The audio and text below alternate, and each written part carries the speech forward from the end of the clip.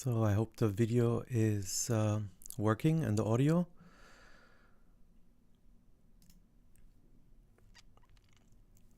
All right, let's have a look.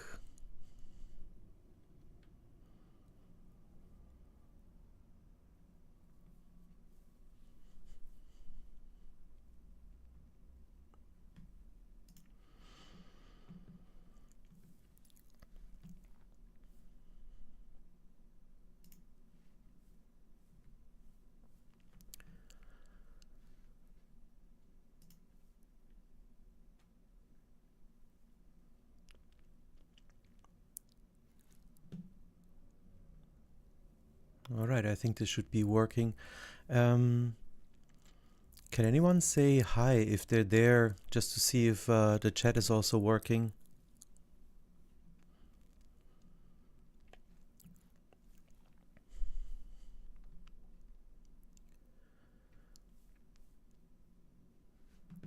Okay, so here we are in Luminar NEO. So this is a fresh install. This is how the tool looks when you basically start it. Cool.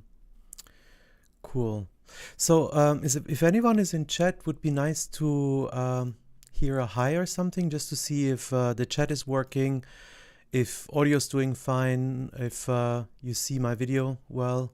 From my end, at least, it looks good. Just want to make sure that you see my screen and Luminar NEO. But yeah, I think I'll just get started exploring this tool. So as one installs Luminar NEO, this is the interface you're presented when you start a tool. Looks like there are a couple of tutorials. I used to own Luminar 4, I think it was 5 years ago, probably 4 years ago. And then later I had Luminar AI, which I bought. And then just a couple of weeks back, Skylum approached me and asked me if I want to give Luminar NEO a shot. They were looking for a partnership, so I'm not an official partner of Skylum with this product Luminar NEO. I told them I'm happy to take a look. So they provided me with a key, just so you know, for transparency. This version of Luminar is the first one I didn't buy a key for, so I just received it.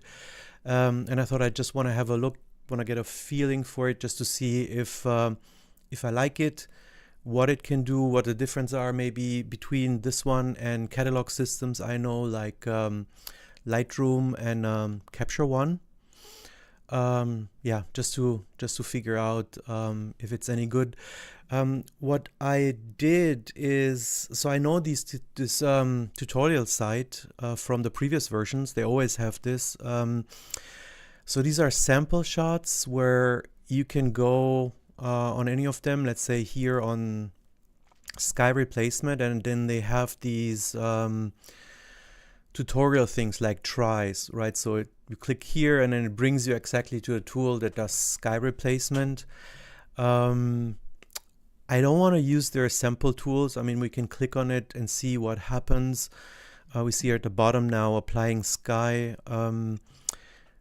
But with these sample shots, for me, it's always this thing, you know, where I don't know how they selected the images, and maybe they're just perfect for this. And maybe if we would use our own images, maybe it wouldn't work so well. So for that reason, I think I will not go too far into the sample images. We just want to see what this does. Okay, so here we can move the sky. We already see here the reflections in the water. I think they're not correct. It just extends the sky. But anyway, I don't want to spend time on sample images, because I will totally believe that all the effects they have here in the tutorial will work with the tutorial photos.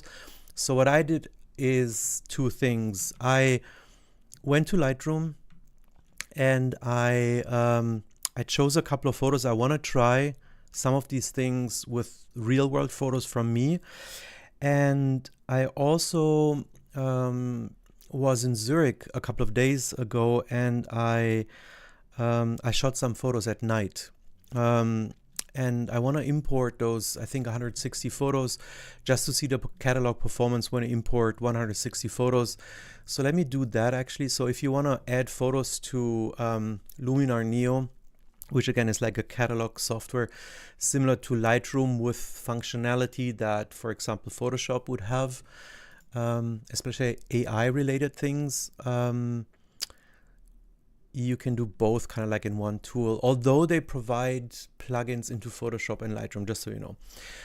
So I created here a demo photos that I want to use later to test the functionality. The Leica MD night shots is for me just a performance test to see how it looks like if you import 160 photos, how fast the previewing works. So yeah, we see we have pretty quickly low-res previews. I did the same test with these photos in Lightroom. It took 36 seconds to do all the previews. It looks like this is a little bit slower, but to be honest, to get an overview, for me this is fast enough. You see how the previews are building up while I'm scrolling. So okay, this is kind of like decent. Up here, I hope you see my mouse. There's a search field. Underneath there's a bar. I think this is new. I don't know if Luminar AI did this already. It doesn't just generate previews. It will also try to detect things in the images. And it has actually quite nice filter functionality I've never seen in another catalog software. So let's see if we can actually do that here. I mean, here it's almost pointless, to be honest, because it's just one camera. But what you can do, if you would say, let's say you import thousands of images from different cameras, what happens is you can filter by lens, like focal length, lens, camera manufacturer and model, all of these things to really get a very fast overview over your catalog, which is actually quite nice. We see how the search thing is here still building up, but you know what, while it's doing that, let's try multitasking here. So we add the actual demo folder I prepared with the photos I want to try out, the stuff. So what we see here is a set of photos that I pre-selected to try out a couple of things with Luminar NEO.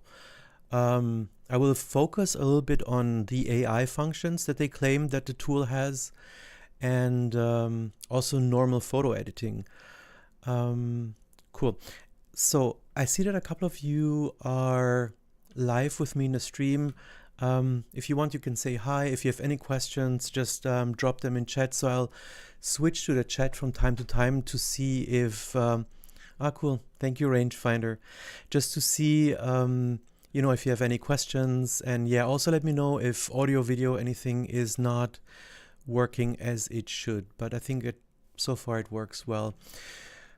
All right, I want to start with something that that is an AI feature that I usually would do in Photoshop. So here I took a shot.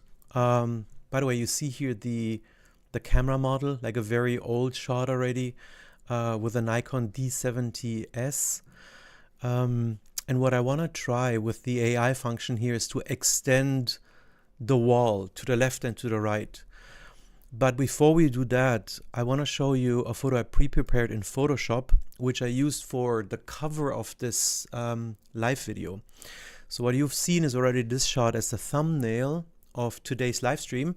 And what I want to try to do is to see if Luminar can extend this wall as nicely as Photoshop can do, just to get a feel for in my opinion, real world, easy example. So to extend, it has this Gen Expand here on the right. So you can click on it, and then you kind of like can drag the borders. What the tool says is that you should expand each side individually. So let's try this one. let's see what it does. So now the AI from Luminar is getting into action and tries to expand the wall. Let's see what it does and what the quality of this is. Again, just want to stress, also for those who have joined later, I received this key from Luminar to try it out. I'm not an official partner. I don't get paid to make this video. I wasn't even asked to make a video. I just thought, now that I have a key to try, why not try it together with all of you? Okay, so it does something, but it interprets that there's a border here. That's not bad, but I wish it was flat. So I think we can click again on expand and see what the AI tries next.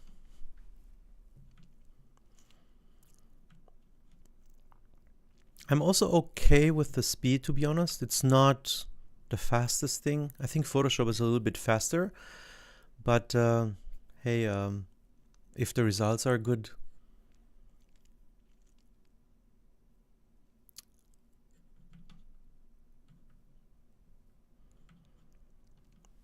Okay, this is better. So it introduced a crack here. Interesting. Let's try the other side. Let's expand here.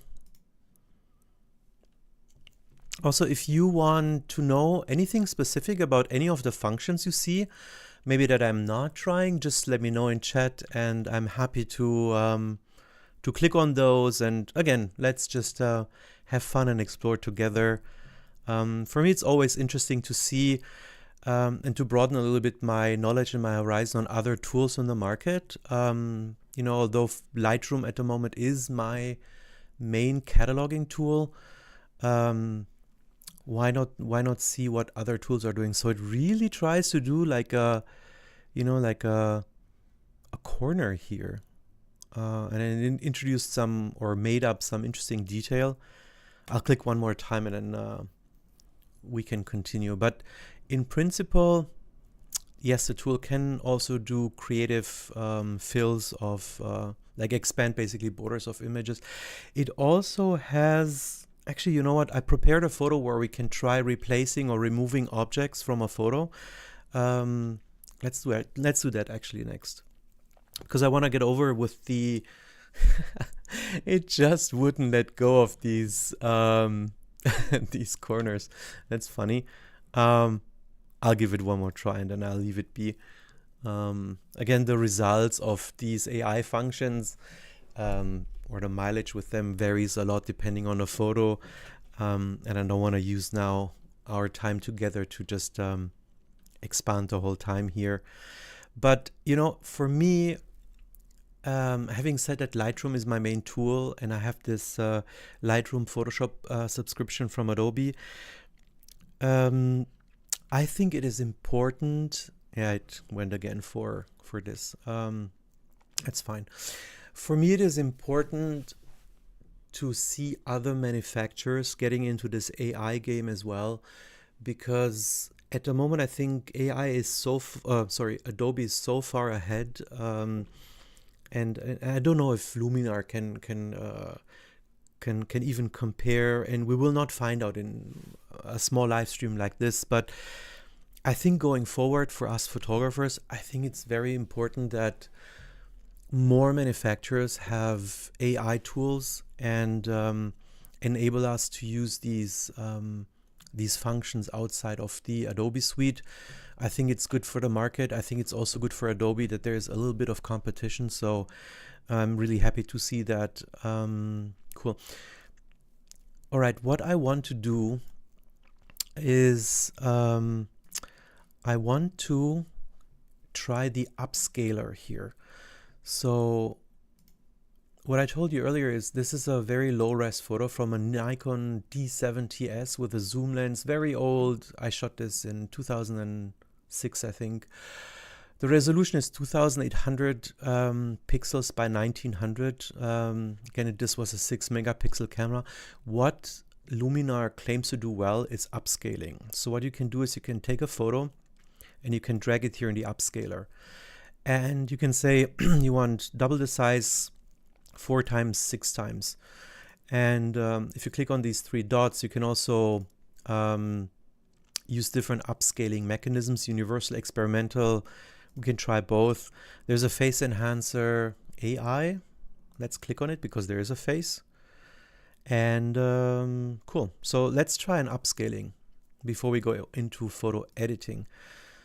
So now we see this little circle here. So Luminar is now trying to upscale this photo to double the size, which would bring it to a more modern size. So let's see. So far I'm working mostly based off my experience with Luminar 4 and Luminar AI prior to Luminar NEO. So that's why for at least these kinds of things I don't have to look too far. But there are a lot of new functions in Luminar NEO compared to Luminar AI. Also this one, as we see, it's not the fastest. But again, we want quality, and so that's okay. Let's see what the AI does. Okay, so now it upscaled the photo. Let's make it bigger. And let's see what happens to details. Let's zoom in here a little bit. So it's actually quite nice. You know, even like these things here, do you see I zoom now more than 100%? Like it really upscales this here sharp. So I'm actually pleased with this. It upscaled the pattern here on the dress. Whatever the face AI did is also nice. Okay, so the upscaler is nice. So we have now a photo with 5,742 by 3,836 pixels with just one click. And to be honest, I'm impressed here. Yeah. This looks really well. So yeah, looks like the upscaler does a good job. By the way, I just realized that when I used the upscaler, it created a new folder here. And saves the upscaled photo in this folder. So I guess for all these generative tools that we have, if we save the results, it will create a new folder where obviously we can move the files into our regular folders, but just to know. By the way, for those who are already here, so I run a setup of two different machines. So when I'm at the studio where I'm now and where I record the YouTube videos, you're probably a little bit familiar with the backdrop, just a different angle. I use a Windows machine, a quite powerful Windows machine with a dedicated graphics card and so on and so forth.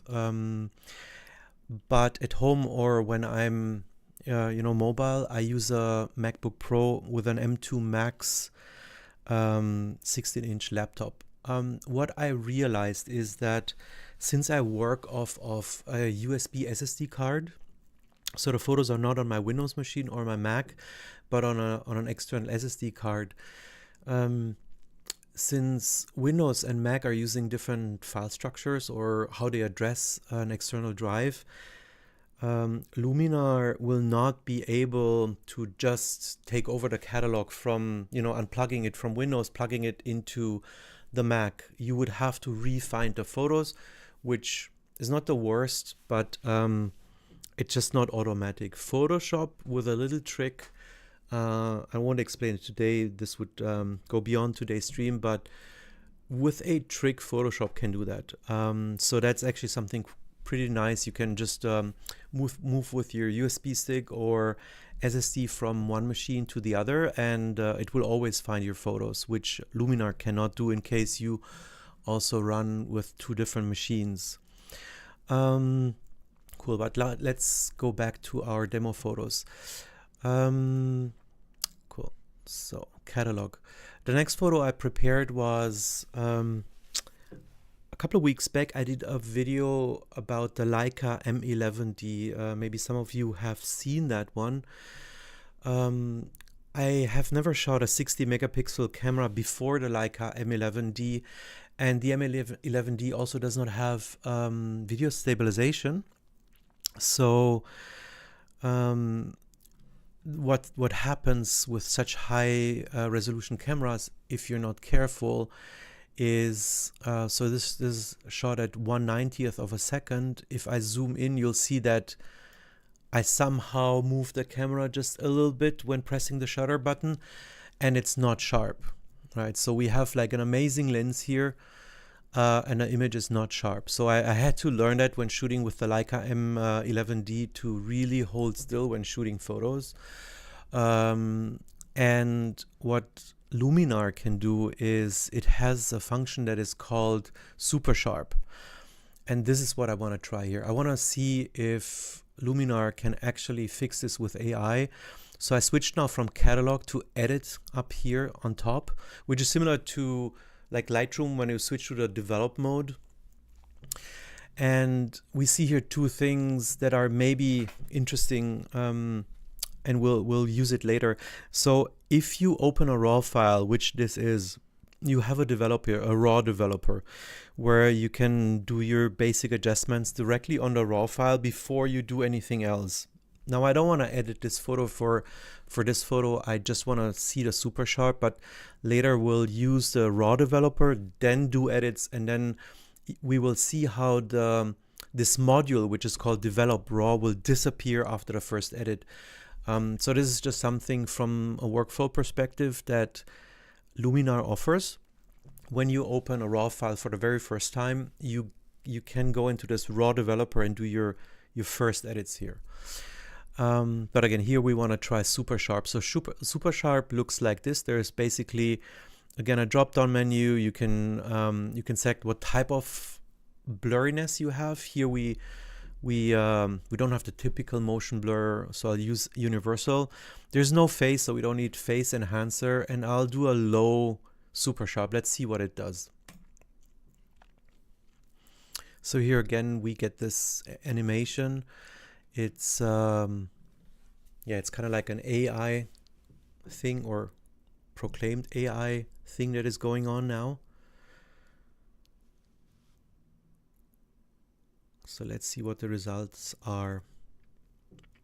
Again, what is important for me is not to use the sample photos provided, but really see this on real world example. Oh, by the way, I see something. This thing follows the mouse, the animation while you wait. So something that helps kill the time until this AI does its job.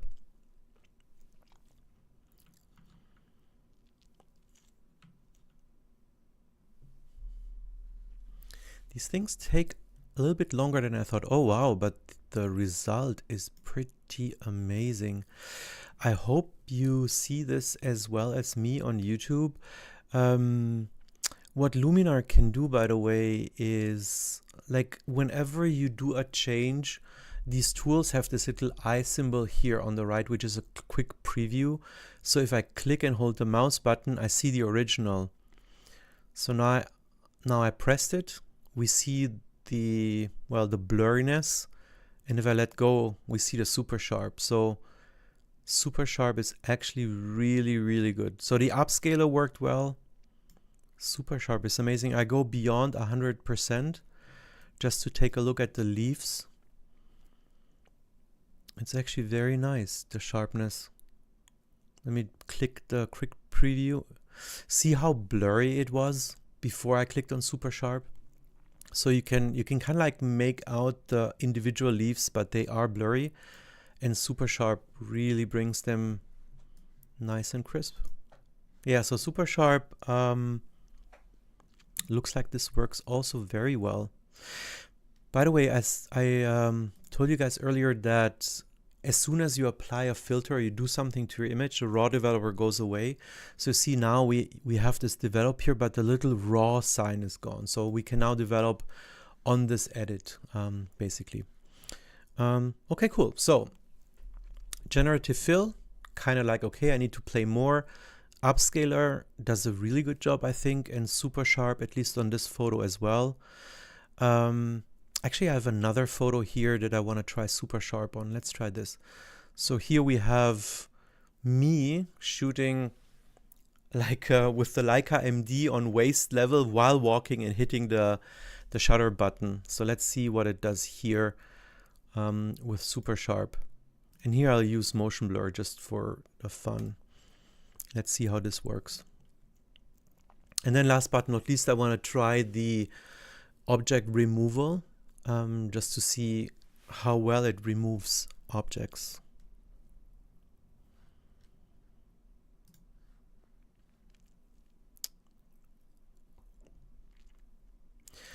I see also that here we go. So super sharp went through. Obviously, it was so blurry that it couldn't detect this Vespa nicely, but, oh, sorry. It's a lot sharper. We can try again this eye symbol here to see how the original one looked. Like this. This is the raw file. Here is super sharp. Raw file. Super sharp. So I think this is a quite nice feature, to be honest. Now, this is the shot that I chose where I want to remove this little car here, this Christmas market here in Zurich, and these people. So let's try and see how this looks if we want to remove objects. The function is called GenSwap. GenSwap is kind of like an AI tool where you can basically where you can basically mark an object. Oh, let's make this a little bit bigger. Like you can mask it out. Let's also remove this person. And let's leave, just for the fun, let's leave that one person in the shot. And before I hit the swap button, I want to explain you something that is quite fun, but maybe not the best for this picture. So, okay, so I marked now this, what I want to get out of the shot. See down here, there's something, what do you envision here? So it's called GenSwap because you could, in principle, say, add a turtle or, I don't know, a mouse or a basketball or whatever. So it swaps the background and it inserts something. So you can be really creative here if you want.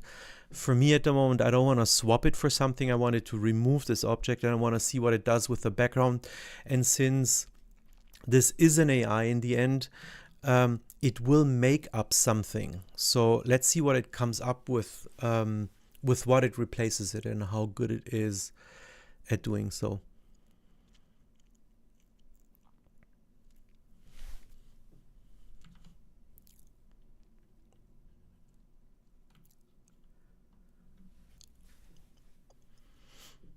All right, so what it did is it made up people. It added some people. They don't look too good, too human, but yeah, this is the typical AI problem that we see, but it's actually quite interesting. Look what it did. Like it made up like more Christmas presents. Everything you see red here was completely covered by this little car, right? So everything we see here, even the sign and people standing in the queue, is made up by an AI. You know what? It makes me want to click one more time. I want to see what it does. Because although the people are not perfect, I chose this photo because this is not the easiest object removal, right? This is not a lonely tree in a park that every tool can replace. Wow, look at that. Made up even more people. So this is interesting. So with this AI tool, similar to also Photoshop, you can click this button as often as you like and it will just regenerate until you're happy. But I must say this is quite impressive. What I want to do is I want to actually remove this lady here as well, because she is easier to remove in my opinion, because behind there's just a tree and I want to see, does the AI understand that there's just a tree and what it does. Let's see. Swap. Actually, I should have accepted the other one so that it doesn't have to regenerate that area as well. Let me quickly switch to the browser just in case any one of you had any questions. Okay, so in chat there was no more questions. Again, please, if you have questions, just let me know. I'm happy to click on anything in this tool that you are interested in. Yeah, look here. This is actually also interesting how it removed the lady here. It made up a pole. Like there's a pole here. There's like a plastic bag hanging here. The trees are quite nice. This is a very, very good AI removal, if you ask me. Because this is not the easiest removal. Let me click on save here. to keep this one. And yeah, like we said earlier, it creates folders with these AI things. All right, nice. So back to our demo catalog. Here I have an example from those night shots where we kind of like have a sharp image in principle. So it's shot handheld, but we see here that the sign is sharp. All kinds of things are sharp. Also here, the traffic sign, but the tram was moving. So this is a typical motion blur issue where I want to try this AI to see how the masking works and how I can selectively do this super sharp. And I want to see, I'm sorry, these are presets. I want to see how intelligent the masking is. So we go to super sharp here in the editor, and then we have a brush. We have linear gradients, radiant gradients, like the usual things. We have masks, and we have object select. Oh, what does that do? Let's quickly check what that does. Oh wow, do you see this? It recognizes individual windows and elements and the whole tram. Okay, this is impressive. Look at that. And now the sign as well. Okay. Well, look, this is actually quite interesting. Do I need to click on add now? No.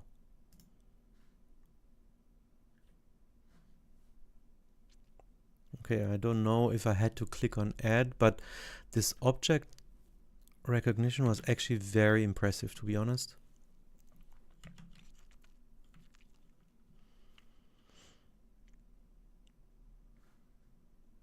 I don't know what it does now because I didn't click on low or middle or anything yet. Maybe if you mask something, it already tries to sharpen exactly that part.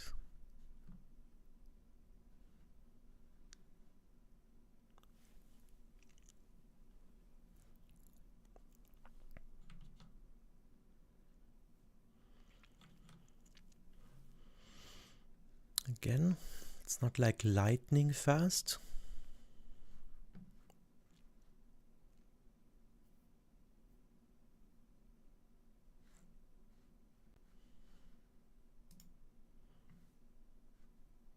Let me click on this add. That didn't help. What does it actually do? Let me click on low. I don't know if this is a bug or... because now at the bottom it says applying super sharp. So now it should work. Ah, there we go. Okay, so that was just a preview bug. What did it do? Let's see. Again, we have this little eye that we can see how it looked before. So here it is before super sharp. As we see, the background is sharp, just the tram was blurry. And I let go, and super sharp made the text here sharp. The 1330, the number of the tram, also sharp. If I click on the quick preview, yeah, this is without super sharp, with super sharp. Okay, this is actually very nice. So object detection, intelligent object detection, and selective super sharpness. Okay, this makes a lot of things easier. And again, many of these things are not super easy in Lightroom. For many things, we might have to or would have to switch to Photoshop. Okay, with this, I think for me, I'm done with the AI stuff now. I want to go into just normally editing photos. If you have any more questions to the AI related stuff, maybe we can have a super sharp here, but I want to now go into normal editing here. Cool. So again, Christmas market time. Let's try to edit. So as I said, in the beginning, you have the raw developer first. So what we definitely have is too much highlights. So we can remove here the highlights. Shadows are okay. I don't want to brighten them too much. And now I want to try a super sharp here. And then we go into just normal editing just to see how it looks like. But yeah, this image actually also lends itself to a super sharp test.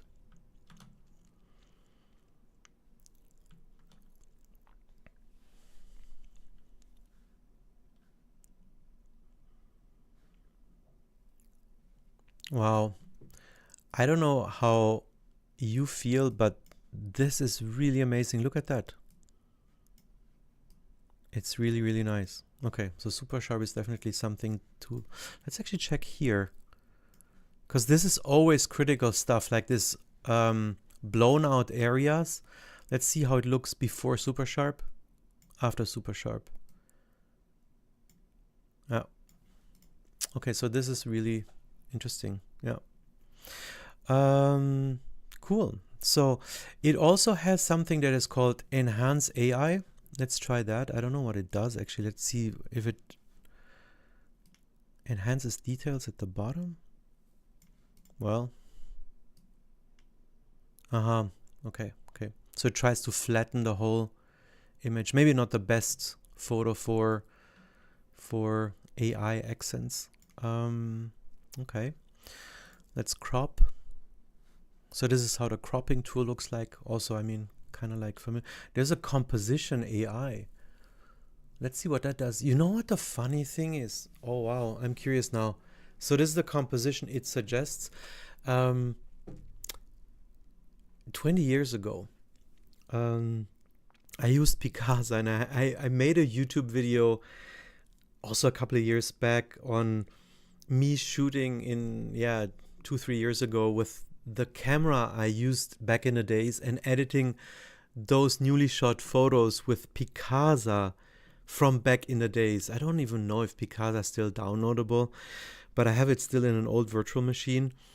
And Picasa obviously didn't have AI, but it had this composition suggestion tool. And so it looks like Luminar also has it. So obviously you can crop yourself, but the AI said, okay, this is what it would suggest as a crop. Now, I personally wouldn't crop it like this. I would actually not cut off the legs of these people, but the shade here at the bottom, I would crop away. So I think this would be a nice crop.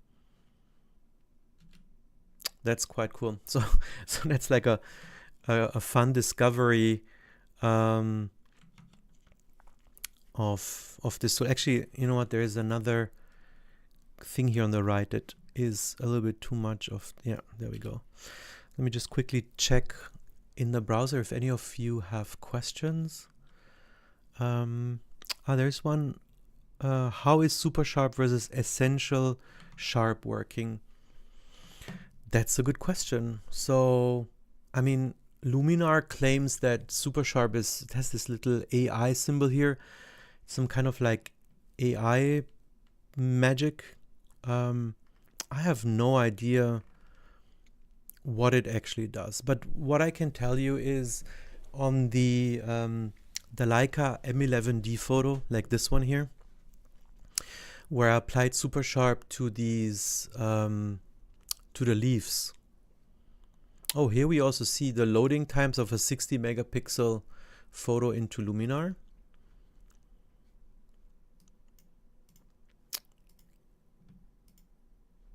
Wow.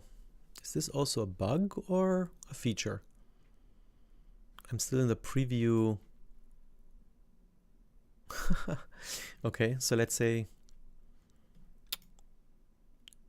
it actually stays in the preview thing, even if I zoom in. Okay, let's wait a little bit. Maybe it loads it. Maybe it's a bug. But Rangefinder, I tried to sharpen oh, there we go. It just took a while. Okay, so 60 megapixel takes a little bit.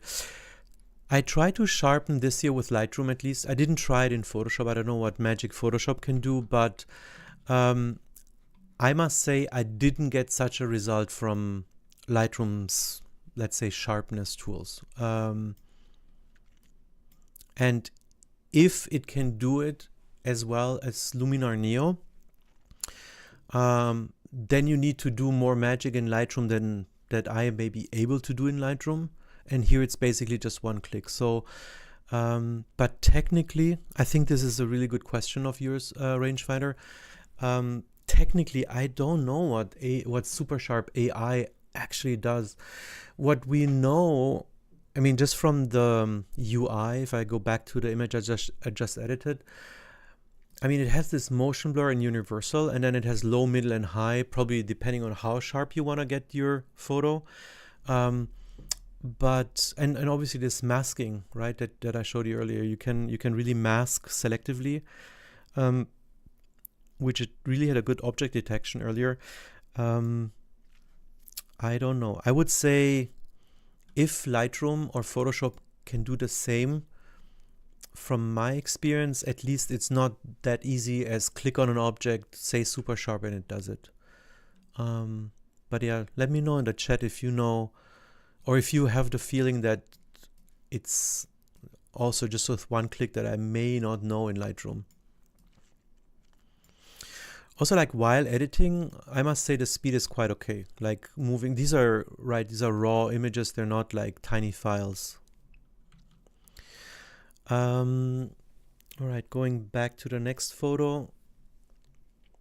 I think here's also nothing really special. Maybe I don't even edit this one. Yeah, I chose this photo actually because I want to not just do a crop, and we can actually you know what, let's also try here the composition AI. Let's see what it does. Okay, interesting. I would crop probably more like this, maybe a little bit. Let's say like this.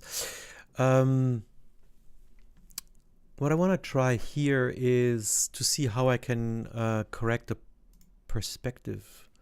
Actually, where do you do that here? So horizon adjustments are here.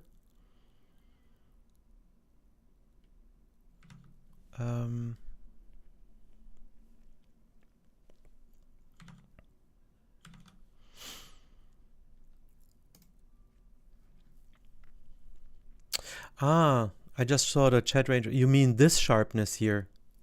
You know what? We can try that later. Let me just try to, here's the transform. Let me do the transform and the edit here quickly, just to get a feeling how editing works here. So there's this vertical, so we want a vertical thing. Oh, just very soft. Like this. Oh wow, it still says 0, but I think, what do we want? We want 1. It has like sub steps, okay. To straighten. Well, yeah, so 1. Okay, so here's the perspective correction. It also has an automated transform. Cool. You know what I want to try here? I want to try this, I want to try gradient filters here. I'm trying something. So by the way, here on the left side, we haven't touched on this so far. In Rangefinder, I will go in a second to the Leica photo, undo the super sharp, and we can look at sharpness. But I want to try something here. So here on the left side, we have layers. So we can say add new layer, which in Luminar terms is you can add other photos or samples. Like if I click here, you know, I can put these kind of like funky types of layers on top. But you can also say duplicate layer, so it duplicates this image, and now I can go and I can add things like, for example, masking. I can say I want a linear gradient, like this, for example, and then I can go to develop, make this darker, right? So this is how gradients work here. You would work with different layers. Cool. So here we have this. We can say height layer. You see, then basically we see the image without a gradient, and show layer, we now just have this gradient. We could also apply other things on the layer like vignetting or something, and we can add as many layers if we want, right? So I can duplicate this one again, and see here on the left, we can build a whole stack of layers where you can put different kind of effects on it. So this is kind of like how this works. Rangefinder, I will go now to the Leica M11D photo again, where we have again the high loading time to switch to the 60 megapixel photo raw file from Leica. While it is loading that, the history of your edits are in this edits tab here. So there's tools and edits, and here we can kind of like undo stuff and then remove them, right? So we can remove the super sharp, but I really see that there's this one problem here, that it either loads very long, there we go, or it has a little bug if you click on an image and you're zoomed in. So it's also something new. Okay, so now Rangefinder, we are back in the Leica M11D photos that has blurriness, which is not sharp, and we can go to sharpen, and we can go beyond 100% just to see what it would do. Okay. Yeah, so this is also what Lightroom would do with sharpen. It would sharpen the edges, but what it also does, if you sharpen the edges, you see in here in the background, the texture on the building is very, very ugly, and the clarity and the distinction of individual leaves are not fixed with the regular sharpness slider, right? So it would just enhance the leaves. You know what? Let me actually do the following. So we'll sharpen not into the extreme, like let's say like this. And what I will do now is a function that Lightroom also has, which is called create virtual copy. Or actually, you know what? Let's first undo this raw development thing. So I'll do a virtual copy, and then we do sharpness in both ways, and we put them side by side. Okay, so this is the image where we will use the normal sharpness tool, and we'll sharpen it like this. Let's say 40. And now we go to the other image.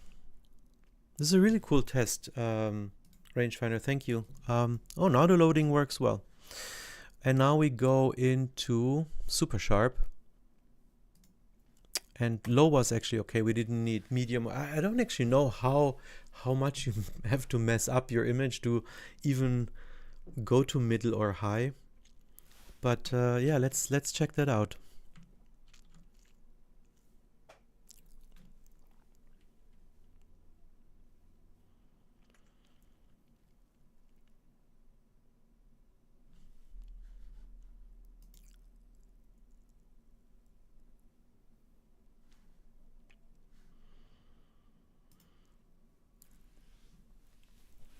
So as we've seen, compared to the normal sliders that are kind of like in real time, these AI tools take a while.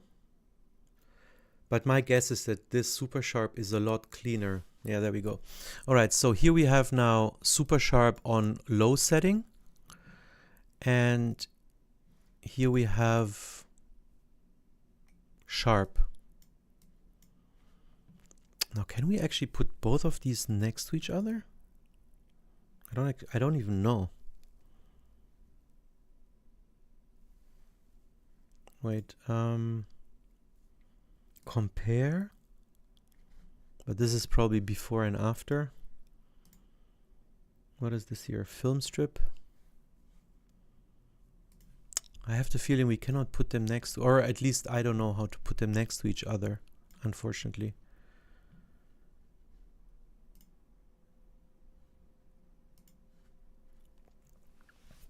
I wonder if this loading time takes so long because this is the one that has the super sharp, the AI thing on top. Because the one with the normal edits, it loads very fast. So this might be something that going forward needs to be fixed performance-wise from Skylum side, yeah, look at that. Like if I just click on the one with the normal sharp, where again, I think, see here with sharp, let's actually take a look at these holes here in a super sharp image. So I think for me the texture here is really just an edge enhancement. Whereas with super sharp, again, the loading time, I think there is a huge difference between what super sharp does and what sharpness does, like the slider. But yeah, this loading time is not the best.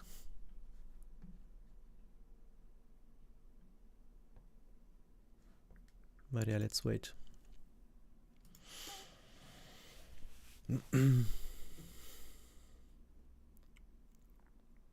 This takes so long, wow. The funny thing is, you know, it doesn't say that it's doing something. Ah, there we go. Yeah, do you see this rangefinder? Super sharp doesn't just enhance the edges, but it preserves the shape of things. So in my personal opinion, looking at super sharp versus the sharpness slider, it's more than just an edge enhancer. It does some other weird magic. Let's go to this one more time. Okay, no, it's really loading long, even this one. But rangefinder, let me know if this is if this helps, if this is what you wanted to see. Yeah, here we see the texture, how, in my opinion, ugly it gets. And to be honest, the overall impression, if you look at the rooftop, it doesn't remove this, let's say, blurriness of me moving the camera when pressing the shutter button. Also here, I think here it's a little bit too pronounced. But to be honest, that's why, for example, I never really work with the sharpness tool too much, in Lightroom also not, because of exactly this kind of look that I don't like. And super sharp, again, whatever magic it does is something else. Yeah, exactly, rangefinder, right? It's much better.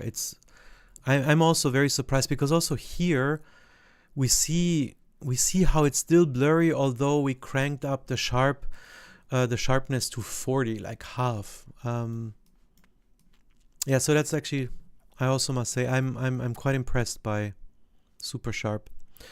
Yeah, here we tried straightening the photo. We applied a linear gradient. If we hide it, you see it's a little bit brighter. I think no more edits on this one. We have a couple of more photos where I want to try stuff. This one I chose as a demo because here I want to do a black and white conversion. I want to see how this looks like in black and white. I want to do, now I'm a big fan of this composition AI. I just want to see what look at that. So interesting. Okay, I wouldn't crop it like this. I would crop it like, yeah, maybe like this. This would be the crop I'll probably choose. Okay, cool. So what we've said earlier, if you don't do like some kind of like filter or something on the image, at first you can have the raw developer. So here I would also say I would take the highlights a little bit down. I think the shadows are okay. Colors I would change here, to be honest. You know what? No, it has a color editor here, which would go beyond the raw developer. What would I do with the raw developer here? I think that's fine.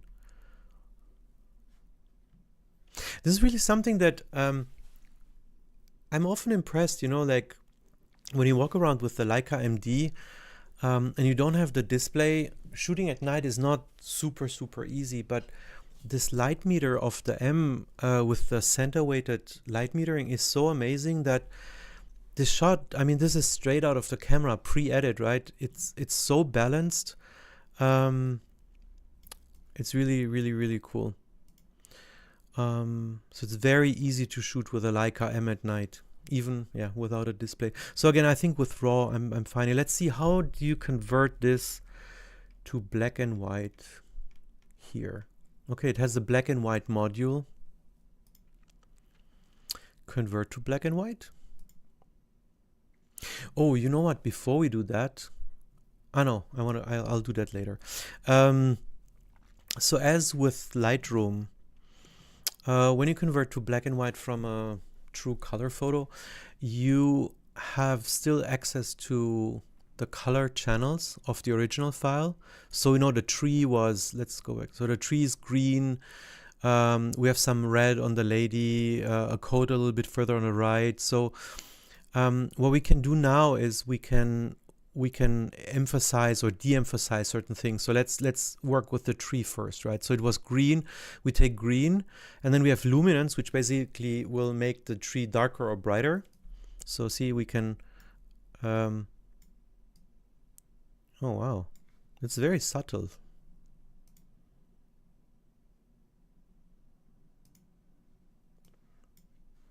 Let's see like this. Okay, so not everything is like true green, but we see here how you can kind of like enhance the individual colors. Let's see what other colors are. Yeah, here's the cyan channel. I think that's fine. There was something with red here. So the lady has red here, and the coat was red. So with this here, we can make them kind of like, see here, let me zoom in. So you can like brighten the red or take it down. So I'll also brighten it to make it a little bit more distinct. But yeah, I don't want to go now into super fine detail, but the black and white editor, I would say, is also, I mean, everything, and here's also saturation stuff. Everything I would need for black and white is in here. Yeah, nothing I would miss. There's also masking, by the way, like the same thing we've seen earlier. There's object select, mask AI, luminosity, gradients. Actually, you know what? I want to try the object select. Just want to see, what did it recognize as object? So this person, the whole window, the coat here, the red shirt, the wall. You see, this is also quite impressive. It chooses the wall minus the sign. Here not. Yeah. So what you could do is you could also selectively choose objects, mask them, and then work on these individual color channels on the masks. So I must say, this is actually quite nice that you can very easily mask. Let me see, what does mask AI? So we had object AI. What does mask AI do? Ah, look at this: human, flora, architecture, man-made, ground. Oh wow, let's actually choose human. What does it do? Not the best job in this image. But this is also not the best photo for this style. You know what? I convert back to black and white here, but you know what? I want to try something. We had this image where I removed the people here, but I want to try this masking actually on this one here. Where would it have? What would we want to do? Let's say we want to work on color, and now we want to mask here. I want to see if it detects the houses and the ground and the people. Okay, so it did this. So we have sky. Yeah. So the sky it recognizes, no problem. Architecture. Let's take the sky away again. Now we just have the architecture. Here it's a little bit, I mean, you know, the funny thing is, this is actually tricky because technically these little Christmas market huts, I mean, they are architecture in a way, so why not? And then we have a man-made ground. So let's see. Oh wow, look at that. And human. No humans?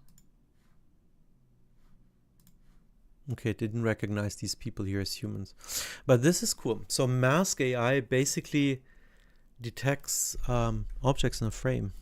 That's actually really nice. That's really nice. I don't know why. What happened here actually? Why are we not having a black and white image here?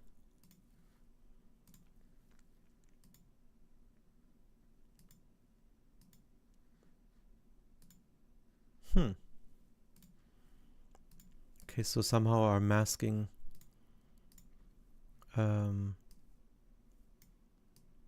destroyed the black and white thing. So I guess first masking, then the editing. Okay, cool.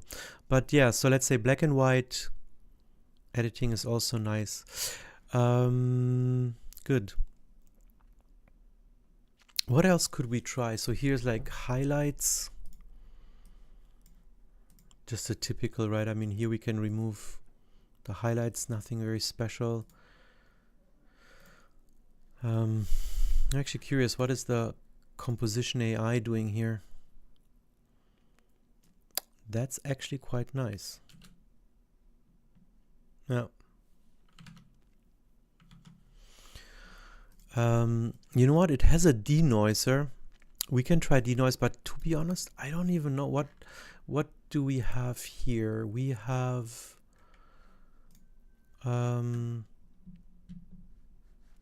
wait, I need to go to catalog to see the ISO. ISO 2000. Okay. Oh, by the way, histogram. Histogram. View. Show histogram. Okay. ISO 2000 on a Leica MD. And again, you guys see the raw file here. We will try denoise now, but I don't think it needs denoise.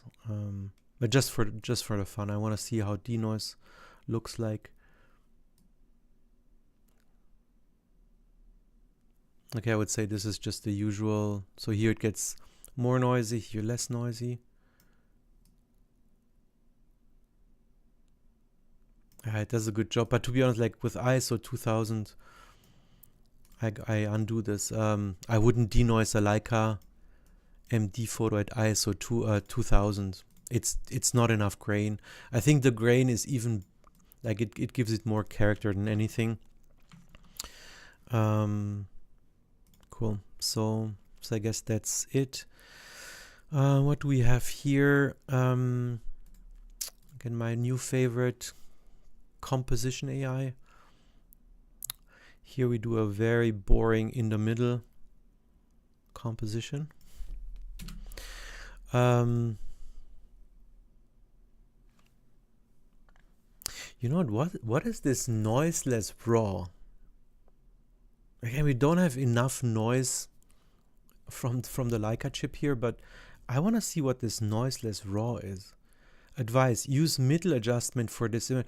Oh wow, look at that. So the tool actually has a recommendation for certain things. So let's try middle. Let's see what it does.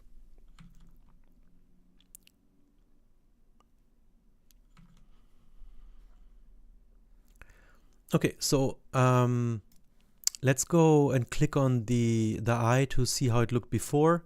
So this is before. This is after. Before. After. So me personally, again, I wouldn't denoise a Leica image at ISO 2000. Again, me personally, it could be that maybe you would want it cleaner. I think it does a good job, but denoising always loses stuff. Like for example, here in the background with the cars, I like it better without this smart denoise here. There's also this luminosity denoise, so we can, I don't know, what is the difference here? I don't see a difference if I move this like a color noise. I think on this image, this is maybe not the best example of denoise. We can try it on another image in a second, but here I think I would undo it and go back to the usual. But Okay, so if we don't work with AI stuff, I must say the performance, like zooming into a RAW file from the Leica, it's same speed as in Lightroom. It's just the AI stuff takes a little while until it calculates it. But again, I'm very happy. I mentioned this in the beginning of the stream that there is another manufacturer other than, or a software developer other than Adobe that has these kinds of AI things. Now I want to try this noiseless RAW on this one here. Let's go to catalog and see what is the, this is just ISO 800, so even less. There's not really, there's not really noise here. Now I wish I would have shot something at 6400 just to see what noiseless AI would do here. Yeah, I think it's pointless here. Cool. What else do I have here?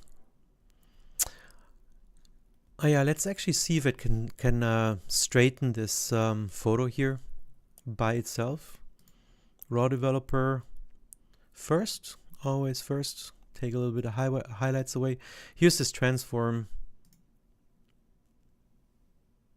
I would say not perfect, but also not bad. Crop. Sorry. Here is horizontal alignment. What does it do here? Okay.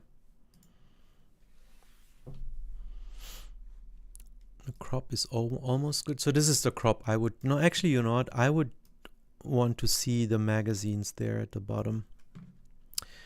Oops.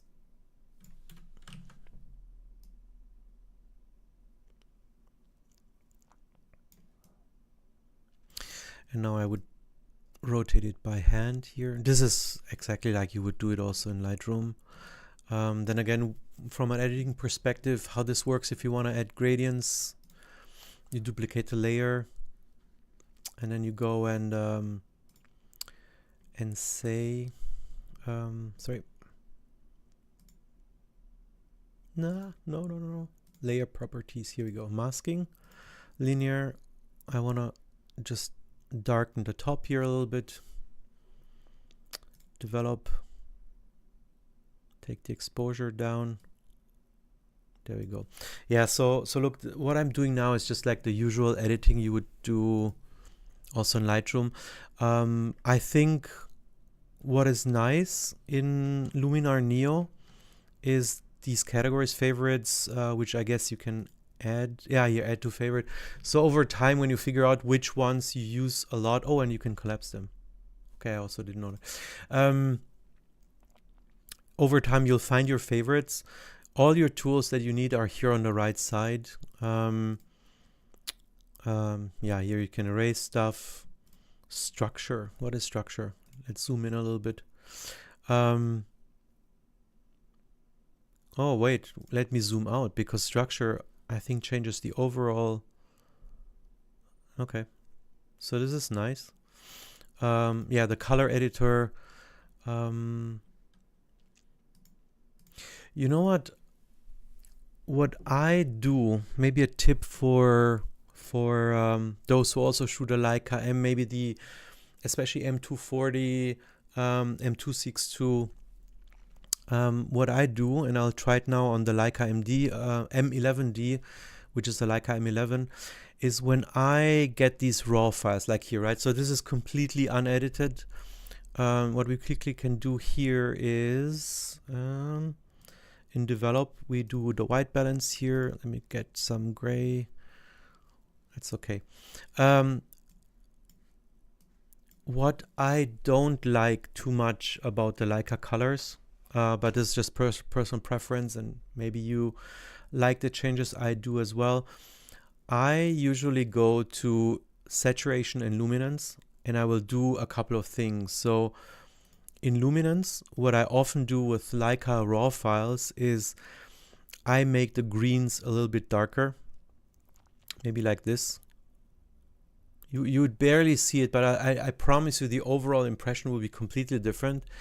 And then if I go to saturation, I always think the green is too green. Like if I look at this photo and I remember how it looks when I shot it, I always take green away, like, I don't know, like this, and orange.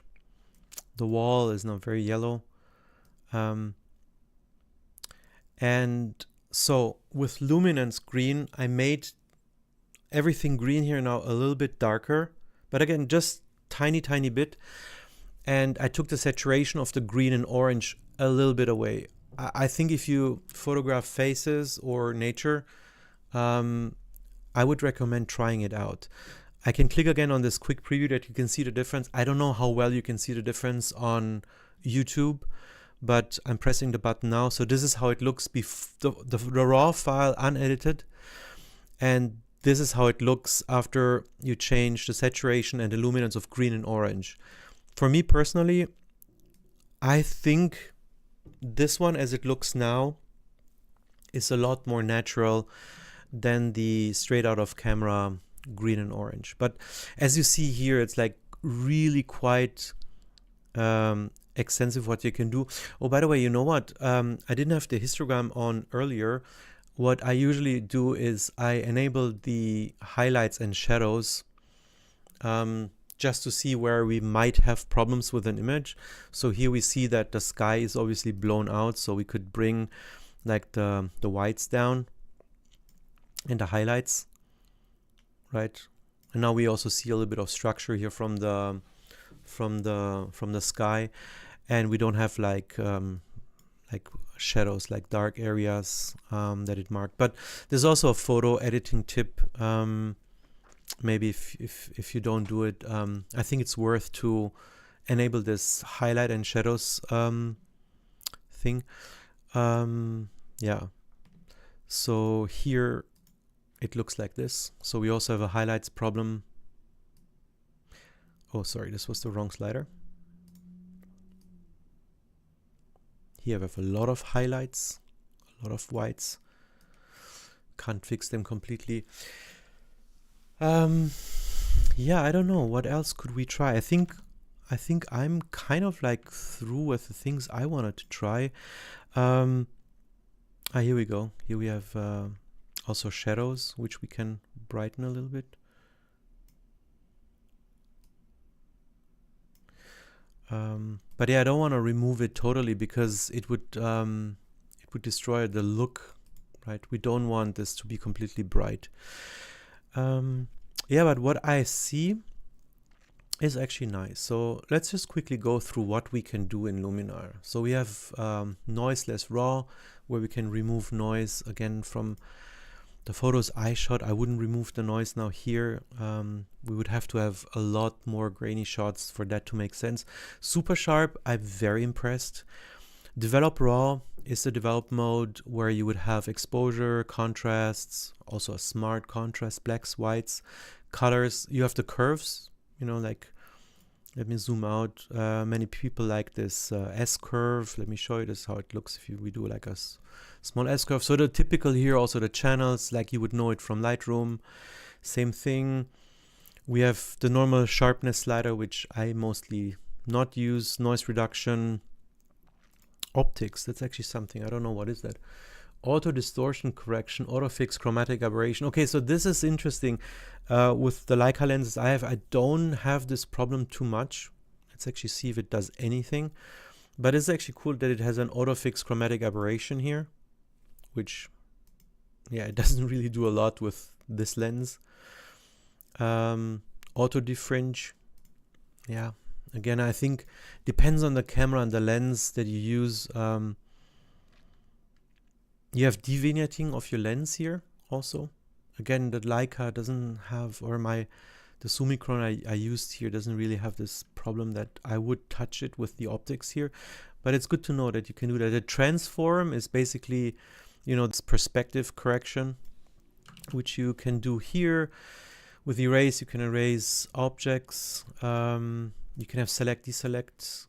We have structure, which I want to play a little bit more, but you see this, it kind of like, it gives like a super interesting look to it, right? I wouldn't go to the extreme, like here, right? It becomes almost like a comical look. But, you know, if you're subtle with these tools, I think they can give like a nice touch. What does boost actually do? Ah, it stresses the edges. Look at that. So this is with 0 boost. And now it pronounces the edges. I think also here, if you're not too harsh with the boost, I think it gives nice structure to the image actually. You know what? Let's edit this image a little bit further. Again, my favorite new composition AI. Okay. I wouldn't do that. I would be more like this. But I think for beginners, it's actually a good thing to have such a thing. Where's the vignetting? Ah, here's vignette. So I want to see how this looks like. Also, here we go. If I would edit this photo now for real here, I would definitely work with layers, right? So what I would do, maybe for those who came later, on the left side you have layers. I would duplicate this layer and I would selectively, for example, do a vignetting directly here. Also not to the extreme, right? This for me is almost comical again.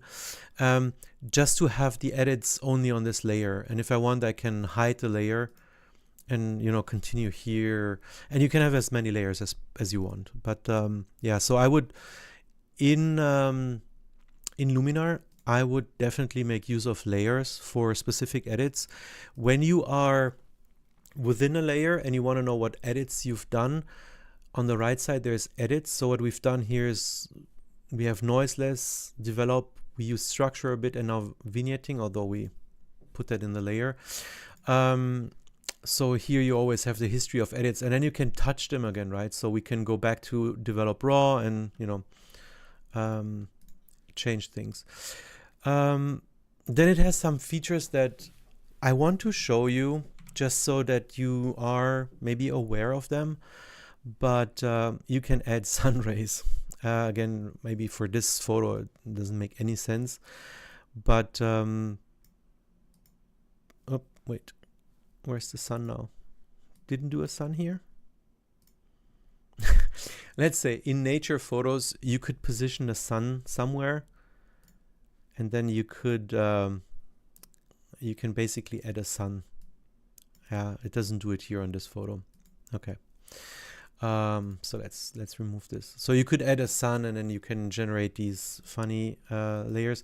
Twilight enhancer, I don't have any twilight photo here. Maybe we can look in the tutorial sample shots later. Atmosphere AI. You know what? Let's go back to this photo here. I want to see what does an atmosphere AI do on this photo if we choose fog, layered fog, mist. Let's do mist. Oh God, okay. With these kinds of things, let me do fog. I would always be careful not to go too much into kitsch. But it's good to know that you can do all of this stuff, haze, within just your regular photo editor. Okay, this is fun. Okay, yeah. But maybe something for other types of like nature photos. What does it do actually here? Applying twilight enhancer. Look at that. Golden blush. Okay. Emerald. There we go. Blue. Yeah. So again, I think this would be okay-ish, but yeah, be careful with these tools. But hey, you know what? I think it's nice that you have it in here. You don't need to go to Photoshop or anything. You can just have these funny little things in here. Here we have the dehaze for landscapes, which this photo doesn't have the problem. Golden hour. What does this here? Ah, okay. Golden hour color foliage enhancer. There we go. So here we can go totally kitsch. Let's have the foliage enhanced. You can get a Lord of the Rings Hobbit zone look if you want, like this. Okay. Water enhancer. I don't have water here. Relight. Okay, what is relight? Relight AI. Okay, wait. This is maybe interesting. So brightness near. See, it doesn't do anything to the center. You know what? I think this photo is better for this. Let's try Relight AI here. Okay, this is actually something really cool. So brightness near. Okay. Brightness far. Interesting. And depth. Do you see how it moves the light? You know what? This is actually quite funny. So we have here the raw image, and with these 3 sliders, you can completely change the lighting mood of this image. Wow. Okay, so Relight AI is something that is actually quite nice. Color transfer. Okay, look at this. So they have some sample images there. Let's say something Japanese or Chinese here. Pistachio green. And now it would add pistachio green to this. Okay, so what you could do here, okay, you can add your own photo, right? So you could select a photo. Let's select this one here. With this old lady, and now it transfers the color mood from this other photo to this photo with just one click. So I think this is actually quite nice. Again, this is now not the best photo maybe for this specific one, but I just wanted to show you this function because I think this is actually a nice function to basically transfer a mood, like a color mood, maybe from a summery photo from the beach to some, I don't know, nature photo or something. And here, yeah, you can change the amount of color transfer. So we can go a little bit more subtle, the color intensity, and so on and so forth. So this is super, super cool. But I will undo this again. So we're back at the raw photo because I just want to see what these individual tools are. So this is called Magic Light here, Magic Light AI.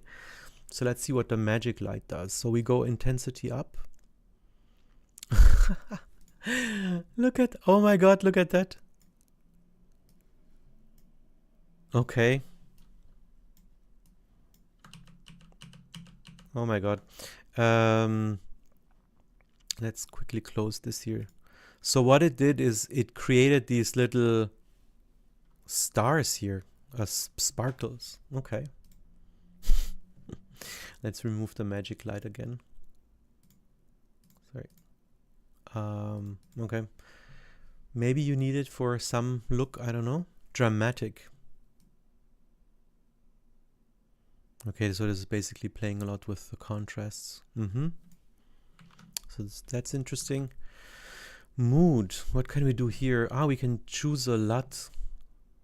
Anaheim, Bakersfield, Long Beach, Los Angeles. Okay. Creative. Grace, Genius, Color Punch. Okay, so this is kind of like types of filters you can apply. To be honest, I think this is also nice that you have kind of like these filters built in depending on what kind of like 1960s, 1990s. Again, right, this is not like a functionality of a photo editing or photo catalog that you would choose now in maybe a type of photography that is more documentary or something.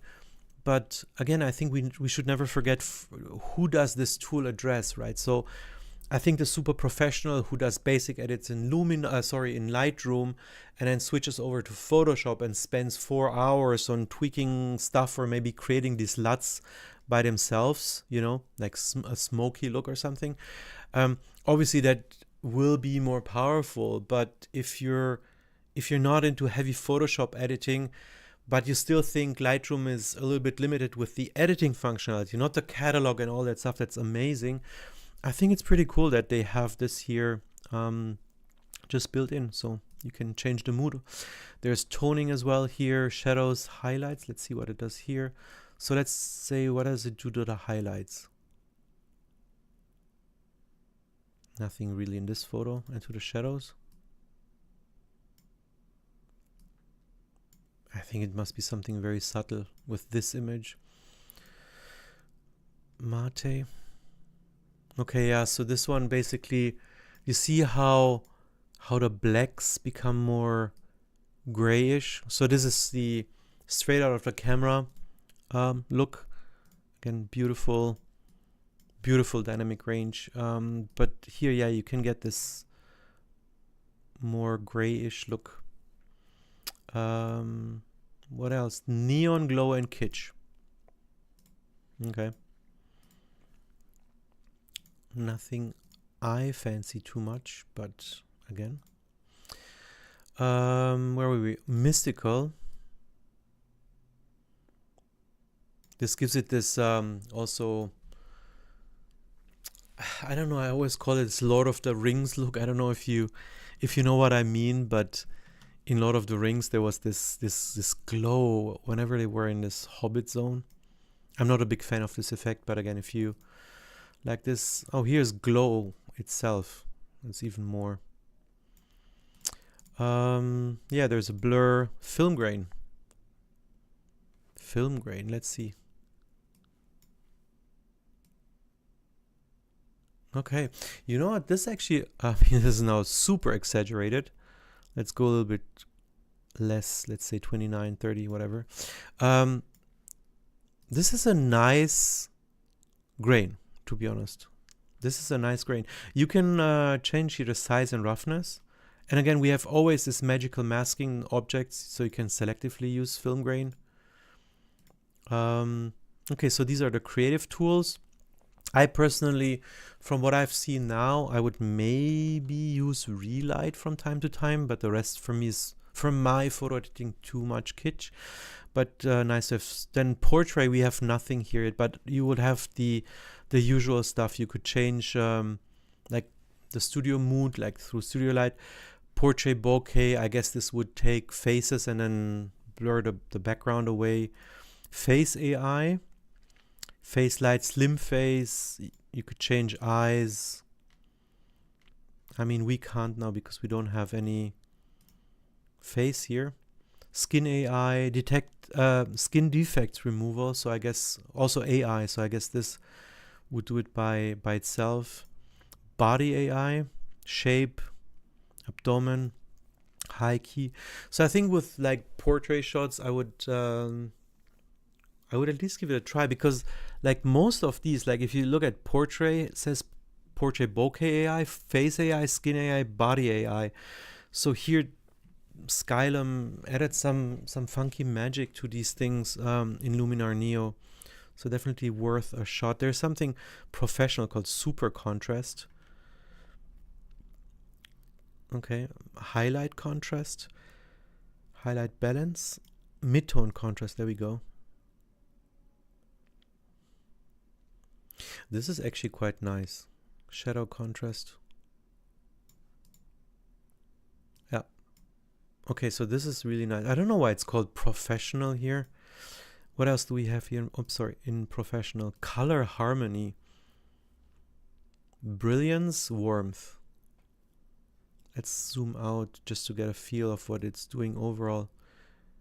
Okay, so from almost monochrome to super blown out. Warmth, obviously. Yeah. So I guess this goes into the direction of, if you go to the develop module. Oops, sorry. The develop module. You have here also temperature, tint, saturation, vibrance, like you would have it in Lightroom. But apparently down here with professional, you can do more, I don't know, color harmony, color contrast, split color warmth. So you can go quite deep into colors here, as I see. It reminds me a bit of, not from the way how it's structured tool-wise, but functionality-wise. Look at this. It reminds me of Capture One. You know, with Capture One, I felt I had more control over color than I have in Lightroom. Again, not talking about Photoshop. There you can do anything, but I think here with just a couple of sliders, you can really do a lot creatively, right? If you really want to go creative, here you can do it. Here's a dodge and burn. There we go. Not that I would do it to this image, but just so you see. So you'd have a dodge and burn. You have here the amount, obviously how strong you want it. Also something just from a usability perspective, which is maybe interesting, is you can click on another tool. Let's say we go back to color harmony, and you see that everything is reset now. So on top of what we did already, can we now do another change, right? For example, we can make certain things cooler. And the funny thing is, you can go to edit, and we have now, see here the whole editing history. So we have the color harmony where I added that orangey stuff, see here with the warmth. And now we have a color harmony where I added the cooler look. So these are also overlayered, and you can preview them, you know, for each and every one of them. And that's so cool. I really like that. So you don't have like this overall slider, and then you do other things. You come back and the slider is still where it was, but you can layer stuff. You can go on top of another edit, on top of another edit, and it really changes the image. Like you can see here, obviously for me now, this is way too saturated, but just if you want to go for this look that we have now with a couple of sliders, look at this here in the back, how blue this is, how orange this is, how golden these details are, the light bulbs here. Again, it was not the mood I was hunting for in this picture, but with just a couple of sliders, we have selectively changed the lighting in this image. We've changed the mood 2 times with an edit in between, and that is really, really, really cool. By the way, let me go to clone. I want to see, how does clone actually work? Size. I want to clone the shoes here. Sorry, how does this work? Wait. Huh? Wait. Oh no, oh no. The ghost came back. Wait, I need to select first the clone source, I guess. Let's go back. Click to set the source. Okay. Okay, so it's exactly like Lightroom. Okay, yeah. Okay, so what you would expect. So I just saw that I'm already 1.5 hours online. I think I have a good overview. I like what I see. I think the cataloging function is nice. Here's, by the way, this one feature that I wanted to show you earlier. Once your photos are imported, and this smart search, right, is also an AI search where you can search for faces and all kinds of stuff. Once this went through your catalog after the import, you can say, I want to look at photos from, and now you see the cameras, right? We have the Nikon D70S, Leica M11D, Leica MD. You can go for focal length. You can select ISOs, aperture, and this you can do on any level, like all the photos in your whole catalog, a subfolder, and so on and so forth. See, we can say, just show me images with F2. And this is beautiful. Like, it's so nice. Can go by shutter speed, file formats, JPEGs, DNGs, and so on. Reset filters, obviously. So really, really, really nice. Yeah. What I've seen here also with the edits that we did here, if we go back to edit, so we just did the raw developer and worked with the structure and cropped it. And I think with so few clicks, you can get so far in this tool. Yeah, things that we haven't looked at and we will not today is there's an HDR merge. I think for me personally, HDR in my photography is definitely over. But here you can say drag 1 to 1000 photos here to start. So you could really stack here your HDR images, focus stacking, drag from 2 to 100 photos on here. So yeah, if you want to do photo stacking, it has it built in. Panorama stitching also built in. The upscaler is amazing. Gen Expand, I don't know, we tried it just on one thing. Maybe we can try it here just to see what would it do here. Ah, we cannot expand this probably because we cropped it, or why don't, wait. This is interesting. We cannot gen expand this here. You know what? It might be that if you want to use gen expand, you would have to work off of the original. Let me just quickly remove all our edits.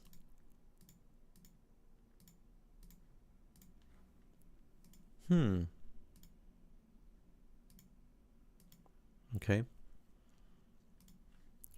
So let's see.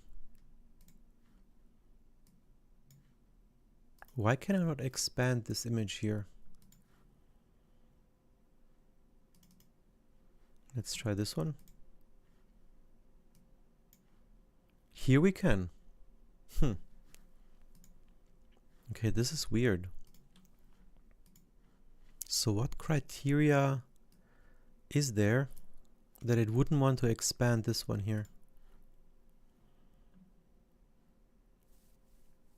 I don't know.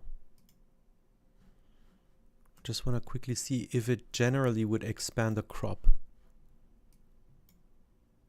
Yes. Here it would expand. Let me click on expand just for fun. I need to figure out why it doesn't want to expand that one image. But yeah, so I would say, to sum it up and to slowly come to an end, the tool is quite nice. At the moment, it wouldn't replace Lightroom for me, because for me it would be hard to move between the Windows PC and my Mac at home, or when I'm on the road. If it would do that, I think I would consider it more seriously. I think the performance of loading these 60 megapixels images from the M11D, see, and when you zoom in, I would say, I continue talking now and we see how long it takes to load, but for me the performance would have to be a little bit better for cameras when you have like these 60 megapixel. My Leica MD doesn't have this problem, 24 megapixels, it's quite fast. I like the super scale. Let's put it that way. From an editing perspective, there's nothing, absolutely nothing that I would miss where I would say, oh wow, Lightroom can do this and Luminar can't do that from the things I do with Lightroom. Here we go. So what did it take now? 20 seconds, 30 seconds? It was way too long. Obviously, we have now the super sharp that we tried earlier. Like, we have things on top, but I would say performance-wise, it would be nice if there was a little bit more going on there in that department. And if you could use the same catalog on a USB or an external drive on different operating systems, I would seriously consider using it for a year to see it. Why I say for a year is because even in Lightroom, I don't have one catalog for my 20 years of photography. Every year, every photography year, I start a new catalog, right? So in the beginning of the year, 1st of January, I open a new catalog and everything I shoot throughout the year comes in that catalog, and I'll close it on December 31st. So I would give it a shot. Definitely in 2025, I will use this tool now more. And if I like it, if I find some really cool things that improved my photographic workflow compared to my experience with Lightroom the last couple of years, I would consider making a video. And then I would selectively go into specific things I found out. But with this, I think I'll close off the stream for today. Thank you so much for being here with me. Let me actually switch back to my main camera. Yeah, it was fun. I think I must say, generally, I like the tool. I don't know if I would have, if it would have come across or it would have crossed my path if Skylum wouldn't have approached me, because somehow I don't see Luminar being used too much. Like, I know no one who uses it, and I think it would be nice if more people would use it. If more people in, let's say, my bubble would use it or show it. So I don't know why, but it's definitely a nice tool. It has its flaws, as we've seen, especially in the performance department, but the sliders we use, everything we use, there was nothing where I would say it glitched out or so. So yeah, with this, I think I'll close tonight's stream. Again, thank you so much for being with me tonight, and or wherever you were, time zone wise, and guess I'll see you in my next video. Thank you so much, and bye bye.